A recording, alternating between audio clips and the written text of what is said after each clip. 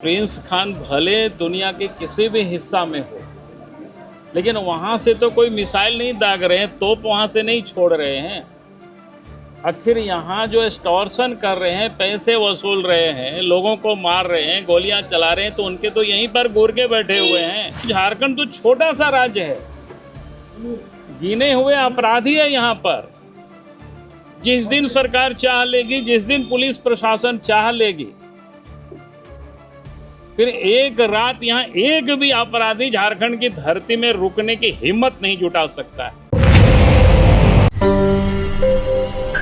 देश के प्रधानमंत्री जी ने बार बार कहा कि भाई सबका साथ, सबका विकास और सबका प्रयास। अब देश की विकास और प्रगति में आप धीरे धीरे वो सारे लोग भी अब भारतीय जनता पार्टी की तरफ आ रहे हैं या जुड़ रहे हैं, और वो इस बार की राज्यसभा चुनाव में ये साफ दिखा। इसलिए आज अपोजिशन को ये भ्रम में नहीं रहना चाहिए कि जिसे वो अपना वर्षों से बंधक बना करके मतदाताओं को रखे हुए हैं, लगता है ये हमारे ही है।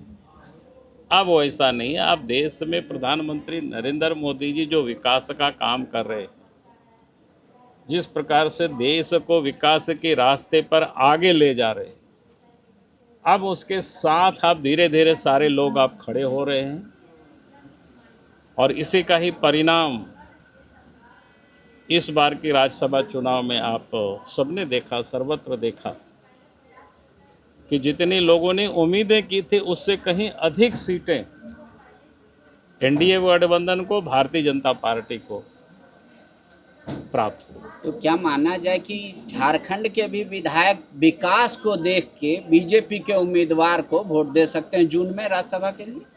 अब जब समय आएगा उस समय देखना है, अभी तो और निश्चित रूप से होना चाहिए।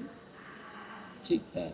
जो विधेयक था विश्वविद्यालय वाला, जिसका पिछली बार आप लोगों ने अपोज किया, गवर्नर ने भी लौटा दिया, सरकार उसमें संशोधन लाने जा रही है। करिए कि अब कलेक्टिवली गवर्नमेंट भी तय करेगी और गवर्नर भी तय करेंगे। आप कैसे इस फैसले को देख रहे हैं? क्या उसका आप समर्थन करेंगे विधेयक का? कई एक संशोधन हमारे विधायकों ने रखा है। कल मैंने विधायकों से भी कहा था, तो हमारे विधायक ने रखा है उसमें से, क्योंकि उसमें जिस प्रकार से सरकार को घुसा दिया है किसी न किसी प्रकार से, भाई जिन उद्देश्यों को लेकर के विश्वविद्यालय बना था कि राजनीति से उसको दूर रखकर विश्वविद्यालय काम करे, ताकि वहाँ कम से कम पॉलिटिकलाइज नहीं हो।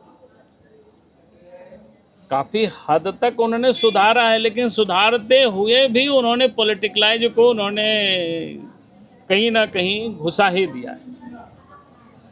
इसलिए हमने कहा कि सदन में जब चर्चा तो नहीं कराते हैं, लेकिन संशोधन हमारे विधायकों ने दिया है उस पर, तो बाकी सदन में देखेंगे उस पर क्या करता है। सर, कल धनबाद में मुठभेड़ हुई है प्रिंस खान के गुंडों के साथ।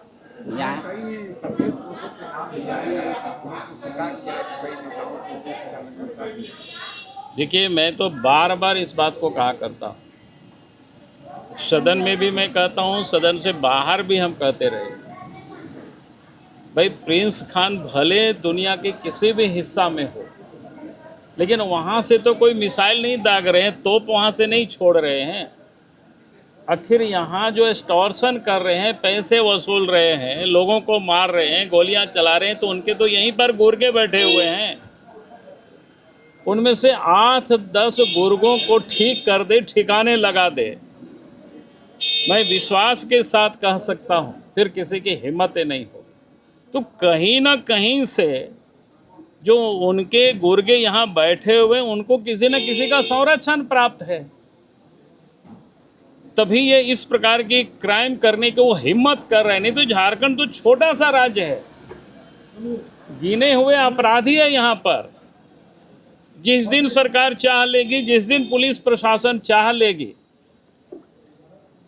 फिर एक रात यहाँ एक भी अपराधी झारखंड की धरती में रुकने की हिम्मत नहीं जुटा सकता है। अगर आज जुटा रहा है तो ये लुंज पुंज जो पुलिस प्रशासन के कारण सरकार के लुंज पुंज के कारण ये आज यहाँ अपराधी इस प्रकार की गोलियां चला रही हैं। ठीक है, आखिरी सवाल नहीं, जयराम महतो ने एक भविष्यवाणी की है कि राज्यसभा के चुनाव से पहले या बाद में गैर बीजेपी गैर कांग्रेस की सरकार झारखंड में हो जाएगी। बाबूलाल मरांडी इस भविष्यवाणी को किस रूप में देख रहे हैं? तो क्या हम भविष्यवक्ता हम है नहीं, इसलिए मैं नहीं बता सकता हूँ।